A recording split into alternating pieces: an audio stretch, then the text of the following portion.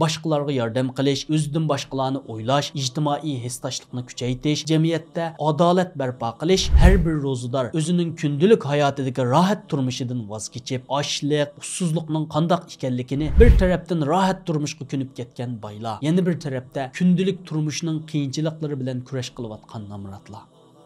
Jannatlarga ichilib, do'zax mahkam taqilib, yetib keldi bizlarga xush muborak Ramazon.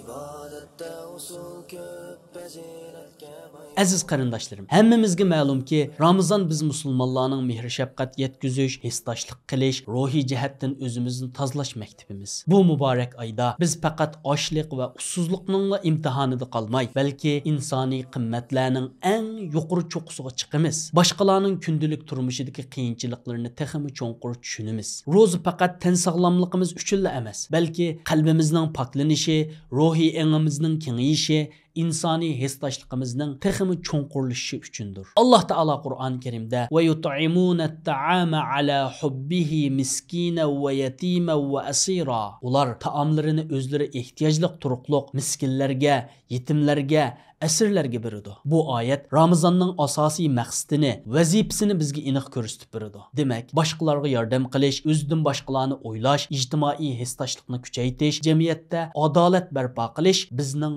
asosiy vazifamizdir. Shuningdek, Ramazon ijtimoiy farqlarni yumshatadigan, insonlar orasidagi haqiqiy mehr shafqat ko'rki bo'ladigan paytdir. Boy nomrod, osh-to'q orasidagi farqlar bu muborak oyda eng oz bo'ladi. Har bir ro'zador o'zining kundalik hayotidagi rohat turmushi voz kechib, ochlik, ussizlikning qandoq ekanligini bevosita his qiladi. Imom G'azali rahimahulloh ro'zining cho'nqur ma'nosini bizga tushuntirib, ro'za faqat qursoqning ochliqila emas, balki qalbning taqvodor bo'lishi, nafsning, ruhning poklanishi, insonning o'zini haqiqiy tunishidir degan. Ramazon oyida boylar bilan nomrodlar orasida o'zgacha bir ma'naviy tuyg'u paydo bo'ladi. Bir tarafdan rohat turmushga ko'nib ketgan boylar, yana bir tarafda kundalik turmushning qiyinchiliklari bilan kurash qilayotgan nomrodlar. Ro'za tutish orqali boy kishilar nomrodlarning kundalik turmushidagi mushaqqatlarini, qiyinchiliklarini texmi cho'nqur his qiladi. Alloh taolo Ramazon orqali boylarning nomrodlarning ahvolini cho'nqur tushunishini, ularning qiyinchiliklarini his qilishini, ularga yordam qilishga texmi ko'p ilhomlanishini iroda qilgan bo'lishi mumkin. Shuning bilan jamiyatimizda o'zaro yordamlashish, hissdoshlik qilish, mehr shafqat yetkazish ruhi texmi kuchaydi. Payg'ambar sallallohu alayhi vasallam hadisda qo'shnisi osh turib o'zi to'q yotgan kishi kamil mu'min bo'lolmaydi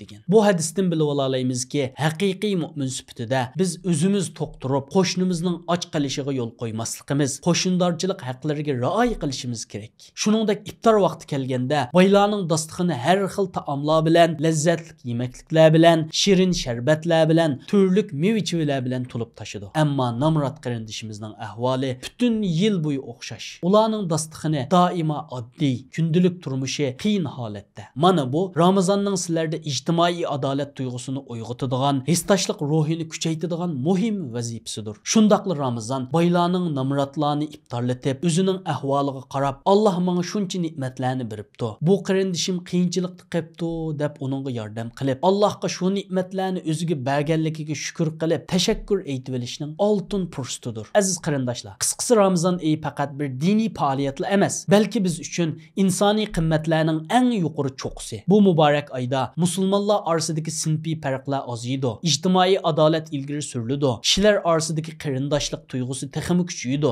Boylar nomrodlarning ahvolini texmi yaxshi tushunib, ularga yordam qo'lini sunishga rag'batlanadi. Bu orqali jamiyatimizda ijtimoiy adolat va barobarlik haqiqiy ma'noda namoyon bo'ladi. Ey Alloh, bizlarga Ramazon oyida ro'zimizning haqiqiy mohiyatini tushunishni, ojiz miskinlarga rahimdil bo'lishni, boy nomrodlik farqini yo'qotib, o'zaro qarindoshlik tuyg'usida yashashni nasib qilgin. Amin.